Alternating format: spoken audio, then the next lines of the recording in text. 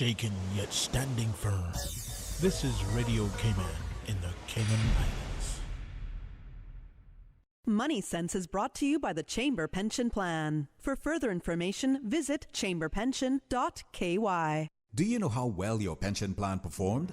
Attend the Chamber Pension Plan's annual general meeting to stay informed and find out how you can achieve your desired retirement lifestyle. Members are invited to meet our trustees and take part in our question and answers segment on 1st December 2021 at 6:30 p.m. at the Chamber of Commerce Boardroom in Governors Square. Refreshments will be served. Please visit our website chamberpension.ky or email admin@pensions.ky for further details. The Cayman Islands Chamber of Commerce Pension Plan. We're here for you.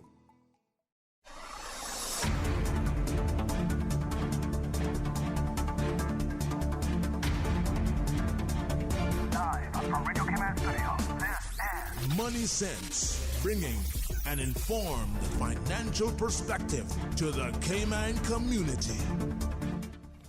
Prices are surging around the world. Is this a matter of conspiracy? Are the people in charge doing something on purpose to create this situation? Some people say so. Is it a matter of competence, specifically the lack thereof? Are the people in charge simply not knowing what they're doing and creating mistakes? There's also a third possibility, ladies and gentlemen, chaos. And we're going to examine this latter possibility through the lens of a remarkable story in our human history when, in the Middle Ages, Europeans put animals on trial.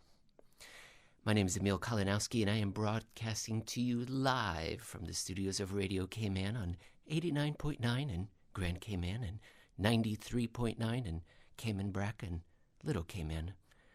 Yes, ladies and gentlemen, this week the hottest news in macroeconomics is the scorching rates of consumer price increases. This led off by a report from the Bureau of Labor Statistics, if I remember correctly. Maybe it's not that department, it's some department in the United States that reported that in America, the inflation rate rose by 6.2% year over year for the month of October. This was the highest since November 1990, the highest rate. Sometimes people take food and energy out of these sort of inflation rates, and they call it a core inflation rate. Well, don't worry about that, ladies and gentlemen, because that rose also at a remarkably fast 4.6% year on year. That is the most since August 1991. Just to give you some perspective, these rates of increases in consumer prices were tremendously high. For example, the increase in the year-over-year rate in the Consumer Price Index, as I just said, was 6.2%. How does that rank historically? Well, these things have been tracked since 1950, and in the entirety of that time period, only 13% of results were higher. In other words, around 87% of all results from 1950 to 2021 were less than this incredible surge in inflation in the United States. You can do this on a month-over-month basis, where we saw the results were in the 95th percentile of readings. And you can see this also in the core rates on a year-over-year basis. If we look back at 1957, that's when they started measuring core, non-energy, non-food inflation increases in consumer prices in the United States since 1957. The United States observed that this latest reading was higher than 75% of all year-over-year readings since 1957. And on a month-over-month basis, because the increase was 0.6% from September to October, there was a 0.6% in the core rate. That's also in the 90th percentile, just like a few other of those rates I mentioned. So basically in the United States, very high increase in consumer prices. But guess what? It's not just in the United States. In the last 36 hours, I'm just going to read some of the headlines that came across the wire. Mozambique inflation rate near 4-year high. While I'm looking, okay, here we go. Japan producer prices, the most in near 4 decades. Belarus inflation rate at near 5-year high. El Salvador inflation rate at 10-year high. Brazil inflation rate, new 5-year high. The Greek October inflation rate, highest since 2011. Moldova, ladies and gentlemen. Where else would you hear about Moldova's inflation rate than on Money Sense? Moldova's October inflation rate, highest since 2016. And of course, Ghana October inflation rate, near 1.5-year high. Lithuania, 12-year high. Danish inflation rate, highest since 2011. This is just news in the last 36 hours. Romania inflation rate, highest in over a decade. Germany inflation rate confirmed at 4.5%, highest since 1993. Producer inflation hits record high in Norway. Norway's producer prices surged 60.8% year-on-year in October. Wow. China producer inflation rate highest since 1995. It goes on. Ecuador, Mexico. Good people say that the reason this is happening is because the elites, the aristocrats, the people at the head of the Federal Reserve, at the head of our central banks, at the head of our government want to do this. They want to destroy savings. This is all part of a plan. It sounds conspiratorial, and it is, but there are good people who make this argument. And the best treatment of this that I've come across is a book called The Creature from Jekyll Island by G. Edward Griffin. Now, it sounds creepy, doesn't it? The creature from the Black Lagoon, Dr. Jekyll and Mr. Hyde. Jekyll Island was the island where they met about a little bit over 100 years ago to create the Federal Reserve. And they called it the Federal Reserve because the first two iterations of a national bank in the United States were already rejected. People didn't want a central bank. They didn't want a national bank. So they had to be a little dishonest, a little marketing. Oh, it's not a central bank, it's the Federal Reserve. So you can see, and from there the book offers fantastic details, basically, that the people at the head of the Federal Reserve, at the head of central banks, have their interests at heart, have banks' interests at heart, and they pursue policies that are favorable for those entities and individuals and not for the broad public. Okay, so that's the conspiracy angle. Reasonable. So maybe what we're seeing in these inflation rates is, can the conspiracy come to life? A plan, a nefarious plan that is working. There are other people that say it's not conspiracy, it's competence, specifically the lack thereof. The best example I can think of this perspective is Jeff Snyder, who is the head of global research at Alhambra Investments. That's a registered investment advisor in Florida. And he has a blog where he posts what his thoughts are on the monetary and economic news of the day. And this sounds like every other blogger, except that Jeff is a disturbed young man, a man who spends his time reading the meeting minutes of Federal Open Market meetings. He's reading transcripts of speeches, and not just recently. He goes back decades to the 20s, the 1930s, the 40s. He reads them all. And you know what picture he's come up with? Incompetence. Best summarized by the idea that the people in charge of our monetary policy don't know what they're doing. Now you may say to yourself, how can this be, Emil? They went to a fancy university. I went to a fancy university too, Arizona State University. Well, hopefully I haven't caused any car crashes when you heard that. Okay, so it's not a fancy university, but still the idea has merit that they don't know what they're doing, even though they're so highly regarded and they went to such fancy universities. Let us not forget the Rain Man and the shaman who would dance and wore very fancy clothes and said very fancy, complicated, technical-sounding words, and nobody in the court would disagree, and the people wouldn't disagree because the shaman would bring the rains. Very fancy, highly decorated individual in society who, of course, had no idea what he was doing in trying to make it rain. I would say that there might not be a big difference today, when we're also dealing with complex systems, the weather is a complex system, and surely nothing we can do can affect it. Similarly, global economics and monetary matters are a complex system, and the idea that people are able to manipulate this complex system, possibly not. And so there's that third possibility. These inflation rates that we're seeing, these surges in consumer prices, maybe they're not caused by people in charge at all, whether they're evil or hapless. Maybe it's simply a matter of chaos. Maybe the pandemic disrupted shipping and consumers surged their orders for goods, and maybe this chaos has spread across the global economy and resulted in complete disorder. There could be also geopolitical reasons. I'm specifically thinking of energy and OPEC and how the Russians are also not producing more energy, perhaps for geopolitical reasons.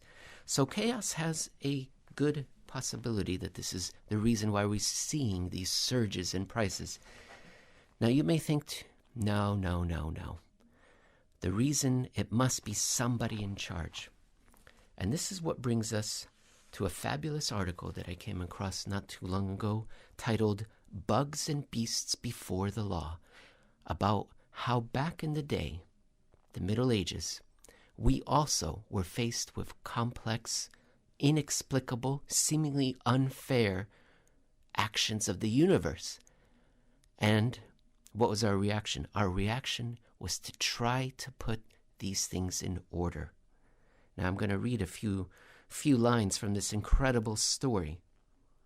And I want you to think about how maybe we're doing the same thing, how maybe today we're blaming the people in charge at the Federal Reserve or other central banks or in government for causing these crashes, when perhaps the consumer price surges are due to simply chaos. Let me read this little brief note here. Bugs and Beasts Before the Law by Nicholas Humphrey. A few years ago, I lighted on a book, first published in 1906, with the surprising title, The Criminal Prosecution and Capital Punishment of Animals, by E.P. Evans, author of Animal Symbolism in Ecclesiastical Architecture, Bugs and Beasts Before the Law, etc., etc. The frontispiece showed an engraving of a pig dressed up in a jacket and breeches, being strung up on a gallows in the market square of a town in Normandy in 1386. The pig had been formally tried and convicted of murder by the local court. When I borrowed the book from the Cambridge University Library, I showed this picture of the pig to the librarian. "Is it a joke?" she asked. No, it was not a joke. All over Europe, throughout the Middle Ages, and right on into the 19th century, animals were, as it turns out, tried for human crimes. Dogs, pigs, cows, rats, even flies and caterpillars were arraigned in court on charges ranging from murder to obscenity. The trials were conducted with full ceremony. Evidence was heard on both sides. Witnesses were called. And in many cases, the accused animal was granted a form of legal aid, a lawyer being appointed at the taxpayer's expense to conduct the animal's defense. In 1494, for example, near Clermont in France, a young pig was arrested for having strangled and defaced a child in its cradle. Several witnesses were examined, who testified that on the morning of Easter Day, the infant being left alone in its cradle, the said pig entered during the said time and the said house and disfigured and ate the face and neck of the said child, which in consequence departed this life. Having weighed up the evidence and found no extenuating circumstances, the judge gave the sentence.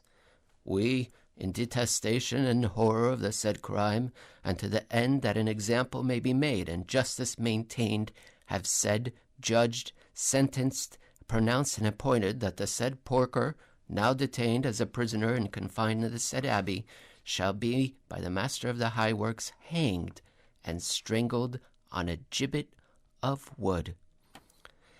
Ladies and gentlemen, we're going to continue this remarkable chapter in our history that we don't know so much about.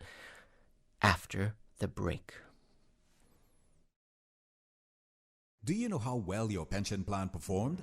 Attend the Chamber Pension Plan's annual general meeting to stay informed and find out how you can achieve your desired retirement lifestyle. Members are invited to meet our trustees and take part in our question and answers segment on 1st December 2021 at 6:30 p.m. at the Chamber of Commerce Boardroom in Governors Square. Refreshments will be served. Please visit our website chamberpension.ky or email admin@pensions.ky for further details. The Cayman Islands Chamber of Commerce Pension Plan. We're here for you. This is Money Sense, bringing an informed financial perspective to the Cayman community. Brought to you by the CFA Society Cayman Islands.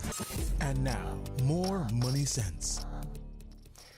Welcome back to the show. My name's Emil Kalinowski, and as this is the 21st century, I'm also broadcasting to you live on YouTube. Yes, go to the Radio Cayman YouTube page, and you can watch this show live, as well as any number of shows that have been pre-recorded. I hope to see you there. Today we're discussing the surging rates of consumer prices seen around the world, from Ghana to the United States. But we're looking at it from a different perspective because this is a very unpleasant situation. Nobody wants to have their prices surge for food, gasoline, and housing and all manner of things, especially in an economy that's not doing so well. And so we look to blame someone. Some good people say it's a conspiracy, that the people in charge want to do this.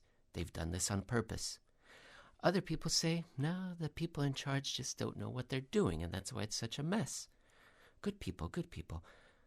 There's also a third possibility, which we're examining in this episode, the idea of chaos, and that we assign reasons and we try to put order to chaos by blaming others. Perhaps it's simply just a complex system beyond our understanding. Well, it sounds very, depressing, but we're not going to be, let's see. It sounds depressing, but guess what? We're looking at it from a very fascinating and delightful story from the Middle Ages when then complex systems interfered with the lives of regular people, and what did they do? They wanted to take control of the situation, and they did so by putting animals on trial. Let us continue with a few more stories from the book published by E.P. Evans in 1906, and this book review is by Nicholas Humphrey. We continue as Nicholas Humphrey explains what he found in Evans' book. Evans' book details more than 200 such cases. Sparrows being prosecuted for chattering in church, a pig executed for stealing a communion wafer, a rooster burnt at the stake for laying an egg. As I read, I love it. As I read, my eyes grew wider and wider. Bartholomew Chessany was a French jurist of the 16th century, and he made his reputation at the bar as the defense counsel for rats. Yes, the rats had been put on trial in the ecclesiastical court on the charge of having feloniously eaten up and wantonly destroyed the local barley. When the culprits did not in fact turn up in court on the appointed day, Chessany made use of all his legal cunning to excuse them. They had, he urged in the first place, probably not received the summons, since they moved from village to village. But even if they had received it, they were probably too frightened to obey, since, as everyone knew, they were in danger of being set upon by their mortal enemies, the cats. On this point, Chessany, a real-life French jurist of the 16th century, addressed the court at some length in order to show that if a person be cited to appear at a place to which he cannot come in safety, he may legally refuse. The judge, instead of putting a stop to this absurdity, recognized the justice of this claim, but being unable to persuade the villagers to keep their cats indoors, was obliged to let the matter drop. Now, for any animal that was found guilty, the penalty was dire. The Normandy pig, depicted in the frontispiece of Evans' book, was charged with having torn the face and arms of a baby in its cradle. The pig was sentenced to be mangled and maimed in the head and forelegs. and then dressed up in a jacket and breeches, and to be hung from the gallows in the market square. But, as we see with the case of Chesney's rats, the outcome of these trials was not inevitable. In doubtful cases, the courts appeared in general to have been lenient on the principle of innocent until proven guilty beyond a reasonable doubt. Consider, for example, in 1587, a gang of weevils accused of damaging a vineyard were deemed to have been exercising their natural rights to eat, and in compensation were granted a vineyard of their own. In 1457, a sow was convicted of being found stained with blood, and was her little babies were indicted as accomplices, but no evidence was offered against them, and on account of their tender age, they were acquitted. Now you may be asking, what in the world does this all mean? Well, as our little essay here explains, the purpose of these extravagant procedures was not a desire for revenge, or at least not the only motive, because inanimate objects were also taken to court. And protection of society was not the only reason either, because there are examples when dead people were brought to trial. All of this suggests, a review of these trials suggests that the purpose of these trials was psychological. People were living in times of deep uncertainty. Both the Greeks and medieval Europeans had in common a deep fear of lawlessness, not so much of fears being contravened, as much the worse fear that the world they lived in might not be a lawful place at all. A statue fell on a man out of the blue. A pig killed a baby while its mother was at mass. Swarms of locusts appeared from nowhere and devastated crops. The Holy Church becoming riddled with corruption. At first sight, such misfortunes can have appeared to have no rhyme or reason to them, to an extent that we today can conceive, if we think about it, these people were in a pre-scientific era, and they lived on the edge of explanatory darkness. And they were worried that, like Einstein in the 20th century, they were terrified of the real possibility that God was playing dice with the universe. Now, Einstein said that in the 20th century. In the Middle Ages, it was even darker time. Now, we may look back at all these examples and laugh and scoff and say, we are so much more sophisticated today. But I ask, with these surging rates of inflation, as we turn to people, we look for people to blame for this. Might not we be doing the same thing and deceiving ourselves that there's really no one to blame per se, just a complex system that was thrown off kilter because of the shutdowns, because of the viruses, because of the continuing rapid change in consumer behavior. Now, there's also a question as to whether or not these surging rates of consumer prices are persistent and pervasive. At the surface, it seems as if they are. They've been rising for about a year now. But there are people that suggest these surges are not persistent. In fact, that they are transitory and that there is no chance of them to continue. And they offer an argument that the reason we ever experience consumer price surges that are pervasive and persistent is because there's an increase in the money supply. And what we're seeing is not an increase in the money supply, but disorder in supply and demand. Supply and demand imbalances. A great example, natural gas surging in Britain. Why? All manner of reasons. Earthquakes even. Russia refusing to provide more natural gas. Cars right now. There is a shortage of cars. Prices are through the roof for used cars in the United States. Why? Because there aren't enough microchips to finish the cars that are on the assembly lines. Why might that be? Does that have anything to do with money? There's all manner of reasons, including pandemic restrictions in key ports, as well as a fire earlier this year in the world's second largest factory that produces these computer chips for automobiles. And that factory only came back online in July or June, if I remember correctly. So there are extenuating circumstances which we can point to that suggest that these surges came at a time when the economy and the supply chain was already in disorder and weakened, and was therefore thrown further off balance. Now, there are people that will say, wait a minute, that's not what's happening here. What's happening here is that governments are giving out furlough payments, they're giving out stipends, that central banks are printing money. And that is the reason that we are seeing inflation rates approaching something what we saw in the 1970s. And that, like in the 1970s, we're going to have tremendous surges in prices for the rest of this decade. That's the fear. Well, I do not believe this latter possibility because, as we've discussed on this show previously, the central banks and the governments do produce money. They do produce money, but they do not produce the vast majority of money. The vast majority of money is created by private banks that extend loan and credit to the private economy, to businesses and households.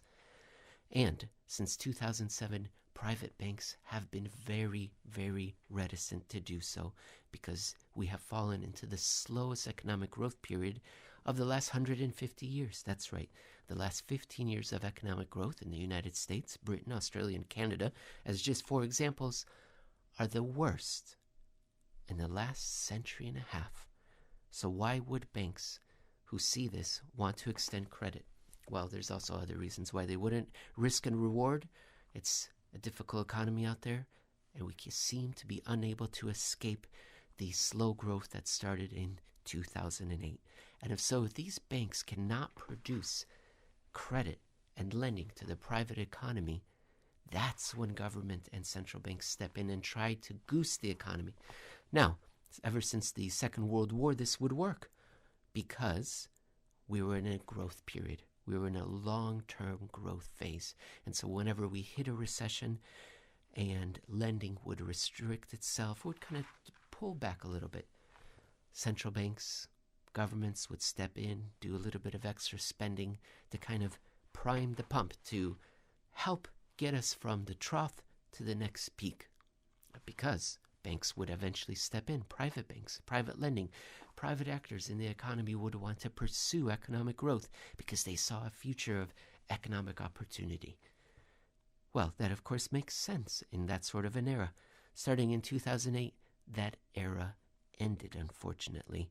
And so what we now see is governments continuously pursuing stimulative, quote-unquote, policies to try to find some magic combination that will convince banks to lend to the private economy. Unfortunately, it's been 14 years in the wider advanced economies where we haven't seen that successfully carried out, and more than 2 decades in Japan.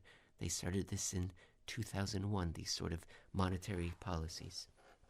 Ladies and gentlemen, I hope you enjoy the rest of your day today, and I would be remiss if I didn't mention that, of course, it's Remembrance Day, and a heartfelt thank you to all the service members, past and present, that have helped protect these liberal bastions of democracy and these republics. And may it continue for another millennia. Ladies and gentlemen, my name is Emil Kalinowski.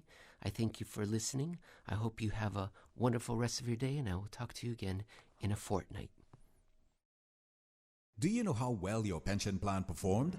Attend the Chamber Pension Plan's annual general meeting to stay informed and find out how you can achieve your desired retirement lifestyle. Members are invited to meet our trustees and take part in our question and answer segment on 1st December 2021 at 6:30 p.m. at the Chamber of Commerce Boardroom in Governors Square. Refreshments will be served. Please visit our website chamberpension.ky or email admin@pensions.ky for further details. The Cayman Islands Chamber of Commerce Pension Plan. We're here for you.